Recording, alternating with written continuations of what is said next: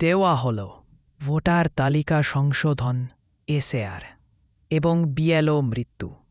পশ্চিমবঙ্গের মুখ্যমন্ত্রী মমতা বন্দ্যোপাধ্যায় বিশেষ নিবিড় সংশোধনের এসএআর কাজের চাপের কারণে একাধিক বিএলওর মৃত্যুর ঘটনায় উদ্বেগ প্রকাশ করেছেন। তিনি এটিকে অমানবিক চাপ আখ্যা দিয়ে নির্বাচন কমিশনকে এই প্রক্রিয়া অবিলম্বে স্থগিত করার অনুরোধ করেছেন। তিনি দাবি করেছেন, এসএআর শুরুর পর থেকে এখনও পর্যন্ত ২৮ জনের মৃত্যু হয়েছে।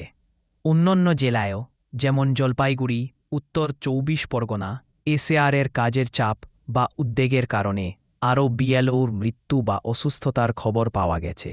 বহু জায়গায় বিএলওরা কাজের চাপ নিয়ে বিক্ষোভ দেখিয়েছেন। নিয়োগ দুর্নীতি মামলা। শিক্ষক নিয়োগ দুর্নীতি মামলায় অভিযুক্ত কল্যাণময় গঙ্গোপাধ্যায় হাইকোর্ট থেকে জামিন পেয়েছেন। এর আগে পার্থ চট্টোপাধ্যায়ও জামিন পেয়েছিলেন।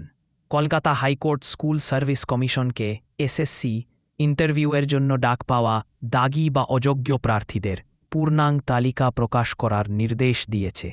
রাজ্যপাল ও তৃণমূল সংঘাত। রাজ্যপাল সিভি আনন্দ বোস এর বিরুদ্ধে তৃণমূল সাংসদ কল্যাণ বন্দের